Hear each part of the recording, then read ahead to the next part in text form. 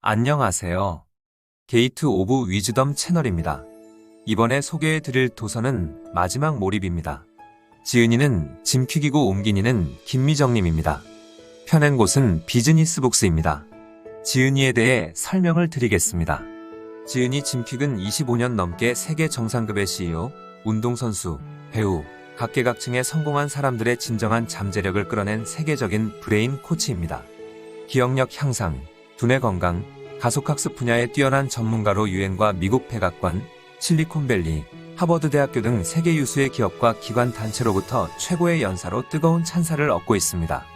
짐은 유년기의 사고로 뇌에 큰 손상을 입어 집중력과 기억력 저하로 뇌가 고장난 아이라는 말을 들으며 학습에 어려움을 겪었습니다. 대학교 때까지 책 한 권을 끝까지 읽기 힘들었던 그는 결국 학업을 포기하기로 결심했습니다.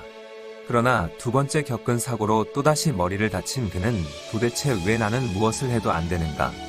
라는 간절함과 함께 배우는 방식에 대한 본질적인 호기심이 생겨 이를 깊게 파고들게 됩니다. 뇌과학, 다중지능이론, 성공학을 다룬 자기계발서들을 토대로 인간의 정신 능력을 극적으로 향상시킨 심리학, 학습 분야의 이론과 연구, 전문가들의 의견을 치밀하게 분석해 잠재력을 최대로 끌어올릴 수 있는 성공 전략을 만들었습니다. 이 성공 전략은 마인드셋, 동기부여, 방법 이 세 가지 영역을 아우르며 원하는 것을 얻기 위해 끝까지 몰입해 나아가는 힘이 무엇인지 보여줍니다.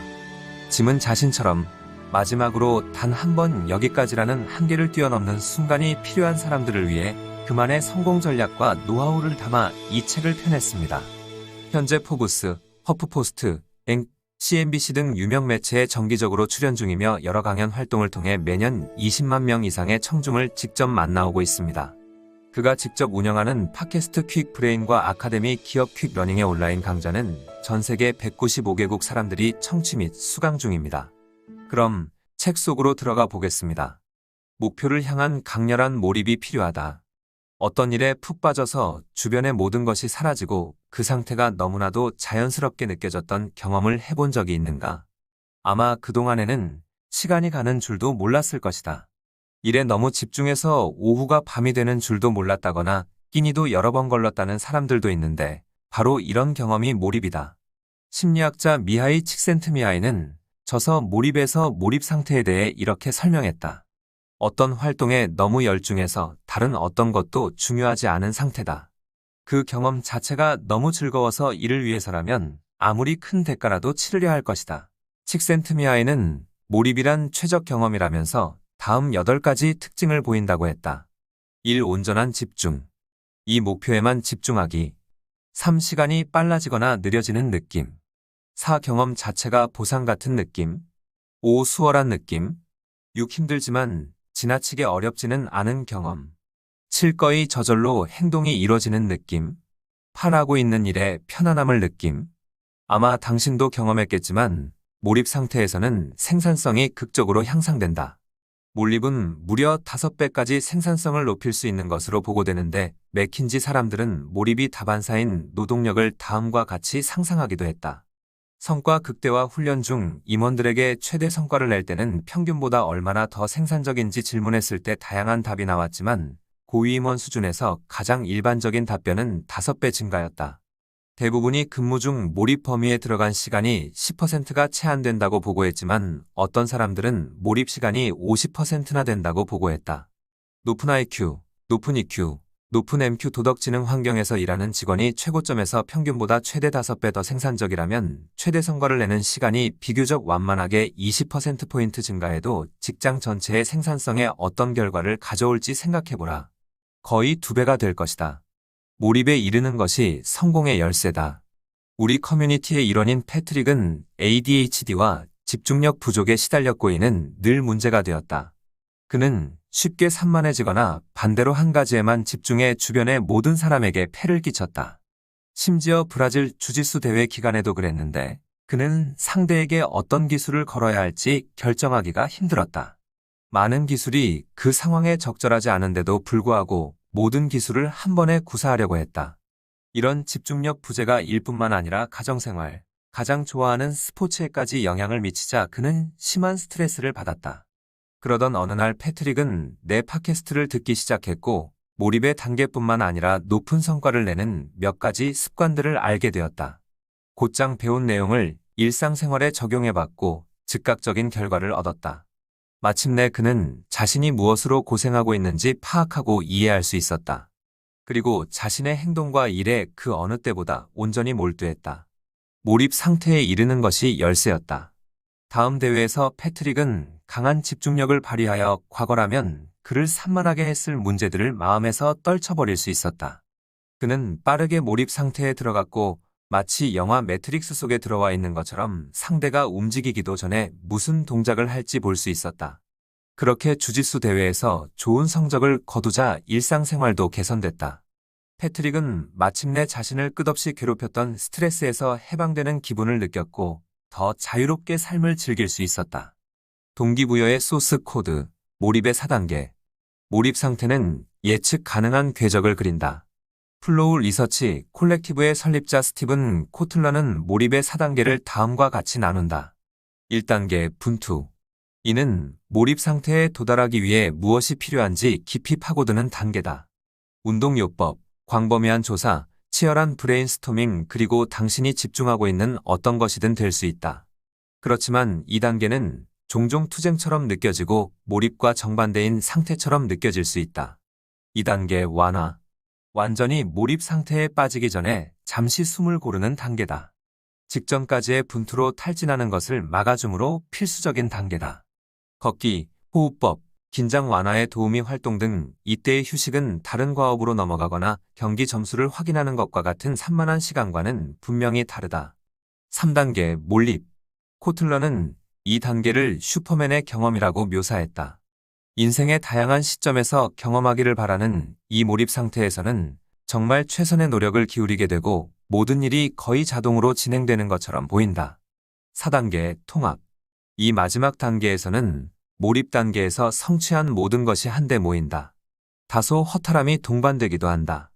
몰입 상태에서는 온갖 긍정적인 화학물질이 뇌에 흐르지만 이제 그 황홀감이 끝나가고 있다. 하지만 또 다른 몰입 주기가 바로 코앞에서 기다리고 있을 수 있다. 코틀러는 몰입의 발견이 동기의 소스코드라고 믿는다. 몰입 상태에 도달하면 뇌가 줄 수 있는 강력한 화학적 보상을 받는데 때문에 몰입은 지구상에서 가장 중독성이 강한 상태라고 그는 말한다. 어떤 경험 중 몰입감을 느끼는 순간 이를 더 느끼기 위해서라면 뭐든 하도록 동기부여가 된다. 하지만 이는 순환 관계다. 과업을 달성하려는 동기는 있지만 몰입하지 못한다면 결국 지쳐버릴 것이다. 동기와 몰입은 함께 작동해야 하며 충분한 수면과 영양 같은 확실한 회복 절차가 동반되어야 한다. 온전히 집중하기 위한 5가지 조건. 한계를 뛰어넘기 위해 가능한 한 자주 몰입 상태가 되고 싶을 것이다. 그렇다면 어떻게 몰입할 수 있을까? 여기 5가지 조건이 있다. 1. 산만해질 요인을 없애라. 산만함을 최소한으로 유지하는 것이 중요하다는 이야기는 앞서도 했다. 몰입감에 빠지려면 산만해지지 않도록 하는 것이 필수다. 주의가 산만해졌다가 하던 일을 다시 이어가는 데는 최대 20분이 걸릴 수 있다. 문자 한 통의 주의를 앗아가서 다시 업무를 보기 전에 잠깐 소셜미디어를 확인하고 싶어서 재부팅을 거듭한다면 몰입 상태에 들어갈 수 없다. 일단 다른 일은 다 제쳐놓고 지금 하고 있는 일에 온전히 집중하라. 2. 자신에게 충분한 시간을 주어라. 몰입할 수 있는 시간을 따로 확보해두어라. 적절한 조건 아래서 몰입 상태에 이르는 데는 약 15분이 걸리며 45분 정도까지는 정점에 이르지 못한다는 것이 일반적인 견해다. 30분 정도의 시간만 내서는 많은 성과를 낼 수 없다. 최소 90분은 확보하도록 계획을 세워라. 이상적인 시간은 2시간이다. 3. 자신이 사랑하는 일을 하라. 몰입이라고 하면 우리는 완벽한 경기를 해내는 운동선수, 완벽한 기타 독주를 들려주는 음악가, 창작 과정이 아니라 받아쓰기처럼 보일 만큼 빠르게 문장을 채워가는 작가 등 대단히 높은 경지에 도달한 사람들을 생각하는 경향이 있다. 그들의 공통점은 자신에게 매우 중요한 일을 하고 있다는 것이다. 그들은 가벼운 과업을 수행하는 게 아니므로 적당히 능숙한 정도로는 만족하지 않는다. 자신이 사랑하는 일을 하고 있기 때문이다. 나는 수십 년 동안 사람들에게 몰입을 강의해오면서 단지 시간 때우기용 일을 몰입해서 했다는 이야기를 들어본 적이 없다. 이는 마치 낡은 고물차를 운전하는 것과 신형 스포츠카를 운전하는 차이와도 같다. 두 자동차 모두 당신을 사무실까지 데려다 주겠지만 당신은 그중 한 차를 운전하는 데만 흥미를 느낄 것이다. 어떤 일을 하면서 짜증나는 점이 있거나 대체로 지루함을 느낀다면 진정한 몰입 상태에 도달하기는 어렵다. 4. 명확한 목표를 가져라. 몰입을 가장 방해하는 요인 중 하나는 명확성의 결여다. 자신이 무엇을 이루려고 하는지 모른다면 과업을 찾아내려 애쓰느라 몰입하지 못한다. 바로 이런 이유로 소설가인 내 친구는 플롯 구성과 실제 지피를 구분한다. 그에게 플롯 구성은 단속적으로 이뤄지는 고된 작업인 반면 자신의 이야기에 적절한 단어를 고르고 등장인물을 생동감 있게 만들어내는 지필은 엄청나게 즐거운 작업이다. 그래서 그는 미리 플롯을 구성해둠으로써 어떤 날 무엇을 쓸지 정해두고 몇 시간씩 계속 글의 흐름에 빠진다고 했다. 그러니 몰입을 위한 시간을 마련하고 나면 그 시간을 어떻게 사용할지 명확한 목적을 자신에게 제시하라. 처음부터 목적이 확실하고 이를 달성할 생각에 흥분된다면 깊이 몰두할 가능성이 높다. 5. 도전하라, 조금씩. 사람들에게 몰입에 대해 이야기할 때 자주 듣는 말은 자신에게 약간 어려운 일을 할 때 몰입에 이를 가능성이 가장 크다는 것이다. 다시 말해 안전지대를 벗어나지만 크게 벗어나지는 않을 때 몰입이 잘 된다. 여기서 논리는 분명하다. 양손을 뒤로 묶고도 할 수 있는 일을 한다면 아마 금방 지루해질 것이다. 지루함과 몰입감은 양립할 수 없다. 반면에 극히 어려운 일을 하면 좌절하기 쉬우며 이런 좌절감이 몰입을 막는다. 그러나 야구장에서 한 방향으로만 공을 치거나 기타로 새로운 곡을 시도하거나 새로운 인물의 관점에서 글을 써보는 것처럼 자신이 좋아하는 일이면서 적당히 도전적인 일을 한다면 흥미가 생기면서 깊이 몰두하게 된다. 읽는 속도를 쉽고 빠르게 높이는 법. 오프라 윈프리, 토머스 에디슨, 케네디 대통령, 빌 게이츠의 공통점은 무엇일까? 그들은 모두 독서를 많이 했다. 지도자들은 다독가다. 우리는 데이터 시대를 살고 있다. 역사상 이토록 정보가 넘쳐났던 적은 없었다. 지난 몇십 년 동안 생산된 정보가 그전에 몇천 년 동안 만들어진 정보보다 훨씬 많다. 구글의 CEO였던 에릭 슈미트에 따르면 문명의 태동에서부터 2003년까지 5엑사바이트의 정보가 생성됐지만 지금은 단 2일 만에 그만큼의 정보가 만들어지고 있다. 게다가 정보의 생성 속도는 점점 더 빨라지고 있다. 이는 현 시대를 경쟁이 극심한 사회로 만들고 있다. 최신 정보를 따라잡을 수 있는 사람들만이 학업과 직업뿐 아니라 다른 삶의 영역에서도 성공하는 데 필요한 경쟁력을 갖는다. 연구에 따르면 읽기 능력과 인생의 성공 사이에는 직접적인 관계가 있다. 읽기에 능숙한 사람은 더 나은 직업, 더 높은 수입, 삶의 모든 영역에서 더 큰 성공의 기회를 누린다. 생각해보라. 만약 당신의 읽기 능력이 평균이라면 대부분의 사람과 이해력이 비슷한 것이다. 그렇다면 경쟁 우위를 확보할 수 없다. 불행히도 사람들 대부분은 독서를 지루한 일, 대단히 소모적인 일로 여긴다. 당신은 책 한 페이지를 읽고 나서 대체 방금 무엇을 읽은 거지? 라고 자문한 적이 있는가? 만약 그렇다면 당신만 그런 게 아니다. 나는 대학 생활 초기에 학교를 그만둘까 심각하게 고민했다. 하지만 수업을 위해 읽어야 할 책 외에 책 한 권을 매주 읽는 과제를 해내면서 학업에 상당한 진전을 보기 시작했다. 그리고 어느 날 불의의 사건이 발생하기까지 내가 얼마나 많이 발전했는지 깨닫지 못했다. 나는 학교에 다니는 내내 주목받지 않으려고 노력했다.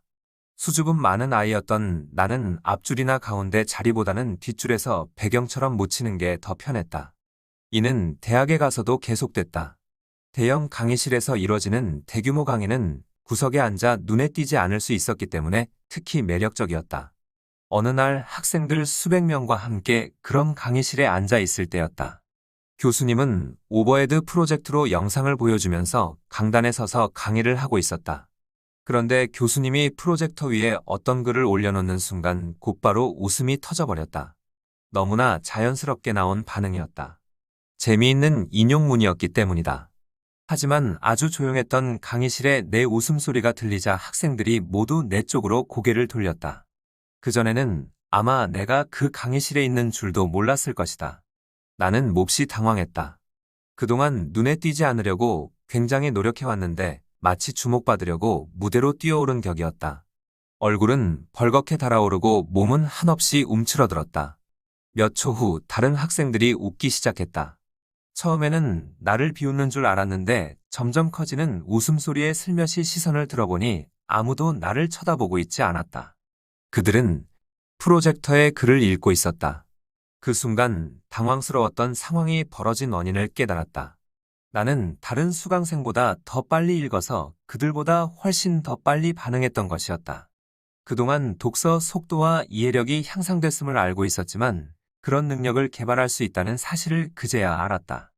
의도치 않게 터진 웃음 때문에 여전히 어색하기는 했지만 나의 학습이 완전히 새로운 수준으로 올라섰다는 생각에 고무되어 강의실을 나섰다. 그렇게 독서는 나의 초능력 중 하나가 되어 학습에 엄청난 돌파구를 마련해 주었다. 앞으로는 그렇게 크게 웃지 않겠다고 다짐하면서도 배움과 함께 이제 막 생겨나고 있는 초능력을 발견해서 몹시 설레고 흥분되었던 사건이었다. 독서는 왜 우리를 똑똑하게 만드는가? 학습을 위한 어떤 계획이든 독서가 포함되어야 한다. 기억이 거의 모든 뇌 기능의 기초가 되듯이 독서는 거의 모든 학습의 기초가 되기 때문이다. 책을 읽지 않는다고 말하는 사람은 배우려는 노력을 그만두었다고 말하는 것이나 다름없다. 물론 비디오를 보거나 팟캐스트를 듣거나 영화를 볼 때도 뭔가 배울 수는 있다. 심지어 우스꽝스러운 시트콤 드라마에서도 뭔가를 배울 것이다. 하지만 독서에 전념하는 자세 없이는 학습을 삶의 역동적이고 재생 가능한 일부로 만들기가 거의 불가능하다. 그 이유는 다음과 같다.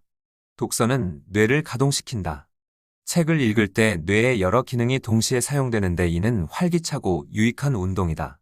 하스킨스 연구소의 소장이자 연구 책임자인 켄 푸 박사가 지적했듯이 시각, 언어, 연상 학습 등 다른 기능을 위해 진화해온 뇌 영역들이 읽기를 위해 특정 신경 회로에서 연결되는데 이는 매우 어려운 작업이다. 문장은 뇌가 추론해야만 하는 많은 정보가 담긴 속기 기호다.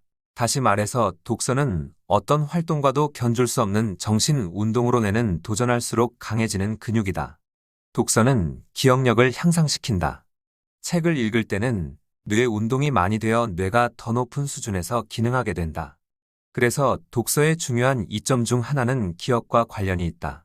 시카고에 있는 러시대학교 메디컬 센터의 로버트 윌슨 박사는 독서가 기억력 감퇴에 의미 있는 영향을 미친다는 연구 결과를 얻었다. 독서와 글쓰기 같은 일상 활동이 아이들과 자기 자신, 부모나 조부모에게 미치는 영향을 과소평가해서는 안 된다. 우리 연구에 따르면 유년기부터 노년기까지 일생에 걸쳐 이런 활동을 통해 뇌운동을 하는 것이 노년기의 뇌 건강에 중요한 역할을 한다. 독서는 집중력을 향상시킨다. 앉아서 책을 읽거나 잠시 신문만 보더라도 그동안은 한 가지 일에 집중하는 훈련을 하는 것이다. 인터넷을 검색하거나 유튜브를 클릭할 때와는 달리 독서를 할 때는 주의력 대부분을 읽고 있는 내용에 기울인다. 그렇게 연습이 되면 다른 과업에도 똑같이 집중하기가 쉬워진다. 독서는 어휘력을 향상시킨다. 남들보다 더 똑똑해 보이는 사람을 만나면 우리는 어떻게 반응할까? 10중 8구 더 존중하고 존경심까지 느낄 것이다. 똑똑한 말을 하는 듯한 사람들은 보통 사람들보다 다양한 어휘를 유려하게 구사하는 경향이 있다. 독서는 어휘 구사 능력을 키울 수 있게 한다. 독서를 많이 할수록 더 폭넓은 언어와 다양한 상황 속 언어의 쓰임에 노출되는 까닭이다. 그리고 독서는 매우 뛰어난 집중의 수단이므로 독서 내용의 대부분을 흡수해서 필요에 따라 사용할 수 있게 해준다. 독서는 상상력을 향상시킨다. 학교나 직장에서 내준 주제로 글을 써본 사람이라면 도구를 사용할 때 창의적으로 생각하기가 더 쉽다는 사실을 알고 있다. 독서는 기본적으로 주제에서 주제로 이어진다. 이 사람의 입장이라면 어떤 기분일까? 생산성을 높이기 위해 이 기법을 어떻게 사용할 수 있을까? 짐퀴기 한계를 벗어나게 도와준다면 제일 먼저 무엇을 할까? 뛰어난 상상력은 삶에 더 많은 가능성을 볼 수 있게 해주고 독서는 상상력이 깨어있게 해준다. 독서는 이해력을 향상시킨다. 학습은 다양한 형태로 이뤄지며 성공을 위한 학습에는 여러 요소가 있다. 그리고 성공을 위해서는 기민한 사고와 기술의 숙달도 매우 중요하지만 공감과 이해도 간과할 수 없다. 독서는 이전에 전혀 알지 못했던 삶, 상상도 못했던 경험, 자신과는 전혀 다른 사고방식을 접하게 해준다. 이 모두는 타인에 대한 공감과 함께 자신을 넘어 세상이 작동하는 방식에 대한 이해를 쌓게 해준다. 이상으로 이 도서의 소개를 마치겠습니다. 좋은 도서로 다시 돌아오겠습니다. 감사합니다. 구독과 좋아요, 알림 설정은 영상 제작에 큰 힘이 됩니다. 겟 오브 윌슨 채널이었습니다. 감사합니다.